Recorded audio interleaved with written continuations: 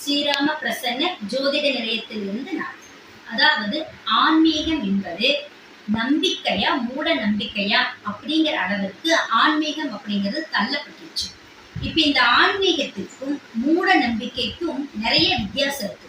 இப்ப என்னை பொறுத்த வரைக்கும் ஆன்மீகம் அப்படிங்கிறது தான் என்னுடைய நம்பிக்கை. ஏன்னா ஜாதகம் பார்த்து நான் பிறருக்கு பலன் சொல்றேன். அப்ப என்னுடைய நம்பிக்கை எது? ஜாதகம். அப்ப இந்த முதல்ல ஆன்மீகம் அப்படிங்கிறதே பாத்தீங்கன்னா என்ன அர்த்தம் அப்படின்னு நம்ம தெரிஞ்சுக்கணும்.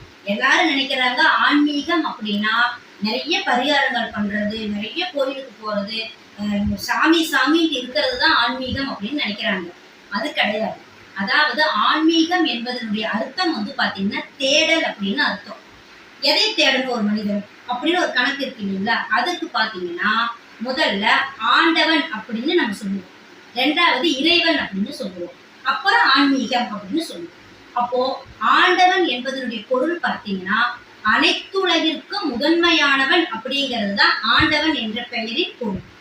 இறைவன் என்பதன் பொருள் பார்த்தீங்கன்னா மறைந்திருப்பவன் அப்படிங்கிறது தான் இறைவன் அப்படிங்கிறதுடைய பொருள்.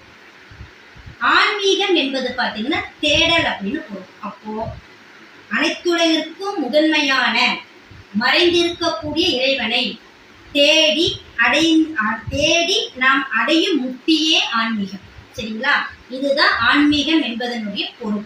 ஆனா எல்லாரும் என்ன நினைச்சுக்கிறாங்க அப்படின்னா ஆன்மீகம் என்றால் பெரிய பெரிய பூஜைகள் செய்வது, நிறைய ருத்ராட்சம் போட்டு நிறைய திருநீர் வைத்து எல்லா கோயில்களுக்கும் போய் எல்லா வழிபாடுகளும் செய்வதுதான் அப்படின்னு நினைக்கிறாங்க. அது கிடையாது.